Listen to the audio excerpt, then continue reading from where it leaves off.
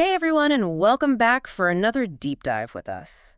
Today we are looking at something that I think a lot of people will be able to relate to. Oh, yeah. It's an article from Rich Woman magazine, Mm-hmm. and it's called Feeling Good and Happy Every Day, Okay. Your Success List.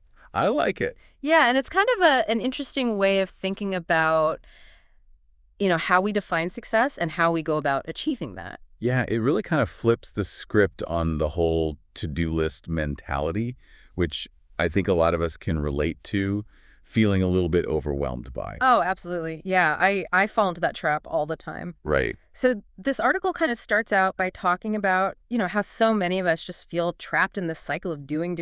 Yeah, just constant, reacting to demands, checking things off the list, but never really feeling like you're getting ahead. It's like you're on a treadmill and you're just running and running and running, but you're not actually going anywhere. And, and the article uses this phrase that I think is really powerful. It talks about being a human doing instead of a human being. Oh, I love that. Yeah, it's like we've become so focused on just getting things done Right. that Yeah. we've forgotten about actually living. The author even, she uses this really vivid image of, our deeper aspirations being buried beneath an avalanche of urgent but ultimately insignificant activities. Yeah, I mean, it really paints a picture, doesn't it? Like, we're so busy being busy that we lose sight of what truly matters. Exactly. So then how does this idea of a success list, how does that offer a different approach? Well, instead of asking yourself, what tasks can I complete today? Like a typical to-do list. Mm-hmm. The success list encourages you to ask, what could I create that would matter a year from now? Okay, so it's more about that long-term vision. Exactly. It's a much bigger picture. Okay, And it's about thinking about the impact you want to make, not just checking things off a list. I like that. And I also liked how the article talked about, viewing time as a gift, Yes. not just a resource to be exploited. Right, because we often feel like we have to be productive every second of the day. Mm-hmm. But when you start to think of time as a gift, Yeah. it changes your whole perspective. It does. And, the author, Dr. Nani, she writes, your time is sacred. Each moment is a gift, not a resource to be ruthlessly exploited. That's powerful. It is.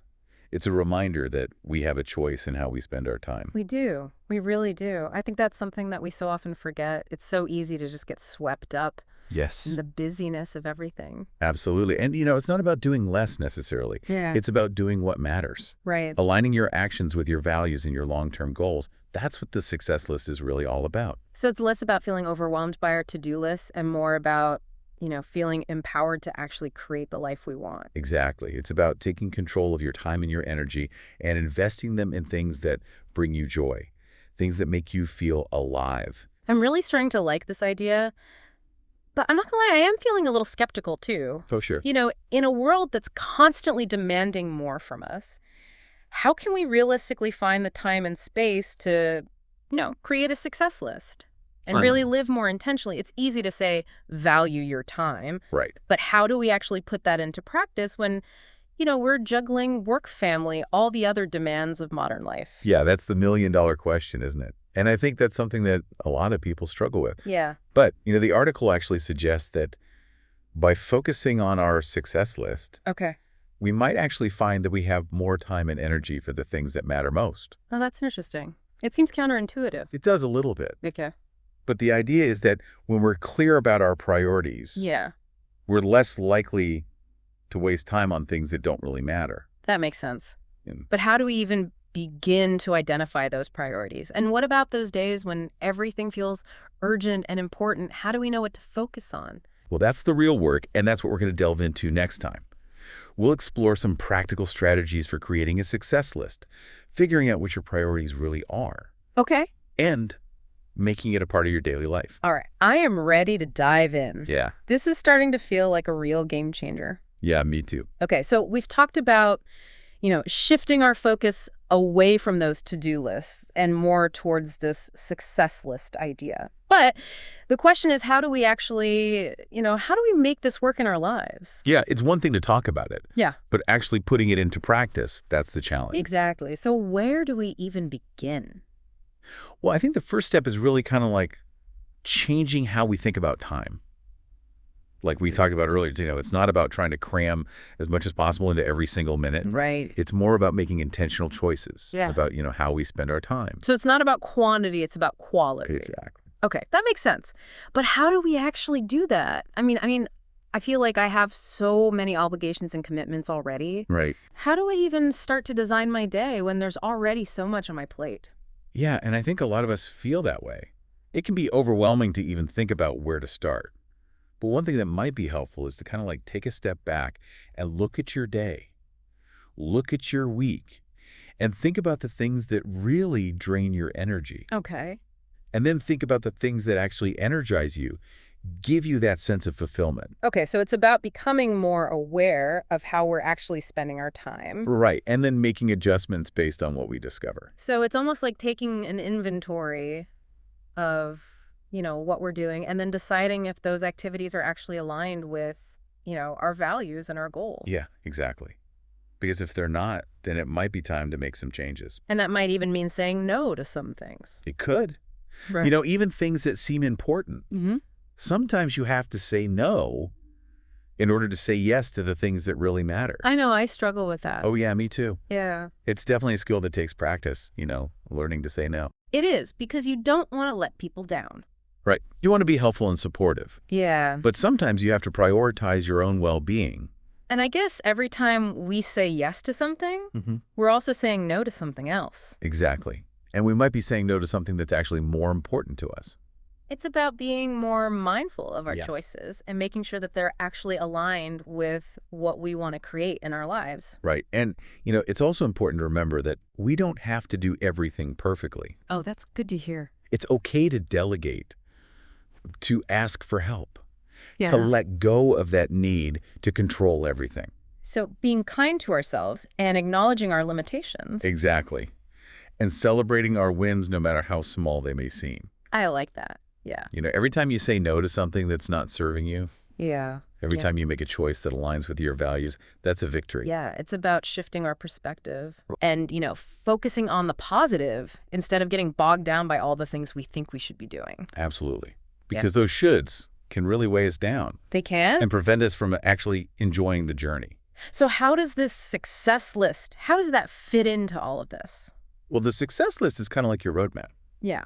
It helps you to stay focused on those bigger goals Right. and make sure that you're taking actions that are actually going to move you closer to them. So it's not a one-time thing? No, it's an ongoing process. Yeah. You're going to be constantly reviewing it, Yeah. reassessing your priorities, making adjustments as needed. So it's flexible? It has to be, Right. because life is constantly changing. That's true. And our goals might change too. So we have to be able to adapt. Exactly. Yeah.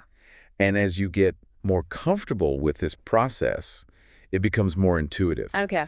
You'll start to naturally gravitate towards the things that are on your success list. Okay. And you'll feel more empowered to say no to the things that aren't. Okay. I'm starting to see how this all comes together, but I am curious about the success journal. Oh, yeah. How does that fit into this whole process? So the success journal is a really valuable tool for gaining clarity on your goals and tracking your progress. It's a place where you can reflect on your successes, identify your challenges, and brainstorm ideas for the future. So it's almost like a combination of a planner and a journal. Yeah, kind of like that. Yeah. It's a space for you to really document your journey Okay. towards creating a life that feels meaningful and fulfilling. It's about taking ownership of our own success. Right. And, by reviewing your success journal regularly, you can stay focused on your goals, figure out what's working, what's not working, Okay. and celebrate how far you've come. I like that. This is all sounding really great. But to be honest, I'm still a little bit overwhelmed. Okay. I'm a very visual person. Okay. And I'm wondering if there's a way to actually see what a success list, looks like in practice. Yeah. I think that would be helpful for a lot of people. Yeah. To have some concrete examples. Exactly. Can we maybe talk about some specific examples of, what a success list might look like Sure. for different types of goals? Absolutely. Let's do that. All right. So I'm really loving this idea of a success list. But like we were just saying, I think it would be super helpful to see some real world example. Yeah, absolutely. Let's dive into that. Okay. Okay, so let's say your big goal, your big dream is to write a novel. Okay. A novel. Right. So if you're thinking in terms of a to-do list, Mm-hmm. you'd be focusing on daily tasks like write 500 words today or edit chapter 3, things like that. Right, those little nitty-gritty things. Exactly. Yeah. But on your success list, you'd be thinking bigger picture, Hmm.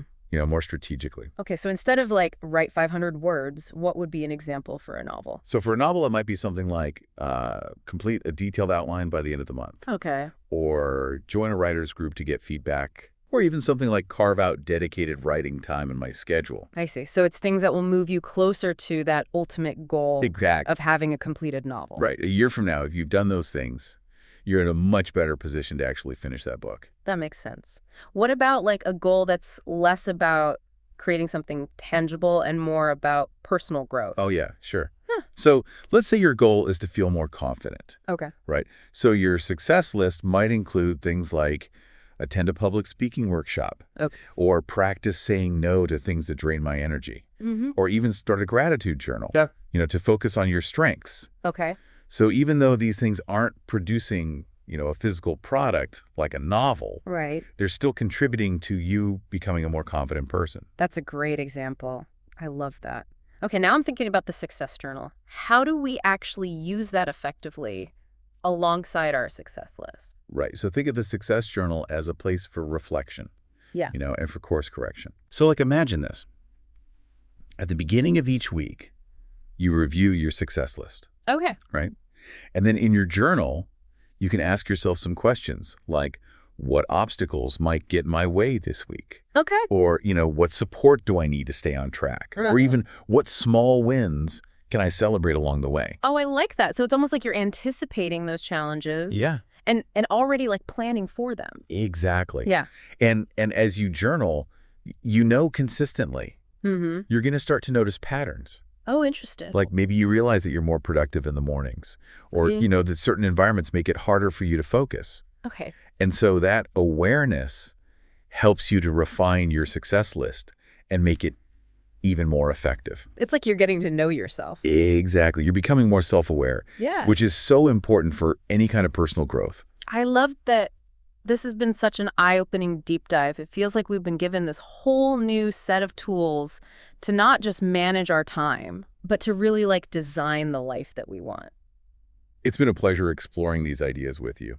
And remember, the success list and the success journal, these are just tools. Mm-hmm. The real magic happens when you bring your own intention and creativity and commitment to the process. Absolutely. So for our listeners who are, ready to get started on this journey of creating their own success lists, Yeah. what's one key takeaway that they should keep in mind? Start small, be patient, and remember to celebrate every step forward. The journey towards, a more fulfilling life, it's ongoing. Yeah. And the success list is like a compass. It Yeah. helps you to navigate that journey with more purpose and joy. I love that. That's a great way to put it. Thank you so much for joining us for this deep dive into the world of success lists. We hope you've learned something new and are inspired to, create a life that really reflects your aspirations. My pleasure. Yeah. It's been great being here. And to everyone listening, until next time, keep seeking those aha moments. And remember, the power to create a fulfilling life lies within each of us. That's it for this deep dive. We'll catch you next time.